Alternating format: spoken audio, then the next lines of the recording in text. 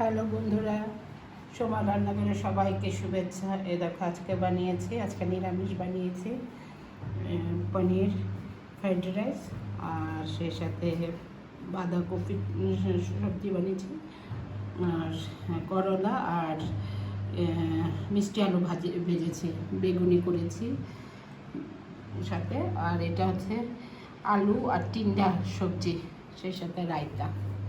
আজকে নাকি মানে ফ্রাইড রাইসটা এত ভালো হয়েছে। ফ্রাইড রাইসের অবশ্য আজকে চাউলটা ছিল না, বাসমতি চাউল, এমনি সিম্পল আমরা যে চাউল খাই সেই দিয়ে বানিয়েছি, কিন্তু খুব টেস্ট হয়েছে বললো সবাই। আজকে খেয়ে বললো খুব বড়িয়া হয়েছে আমার এই ফ্রাইড রাইস। আজকে মেয়ে বললো, ছেলে বললো, হাজব্যান্ড বললো, সবাই ওরা আসলে মানে এত টেস্ট হয়েছে খেয়ে বললো আজকে।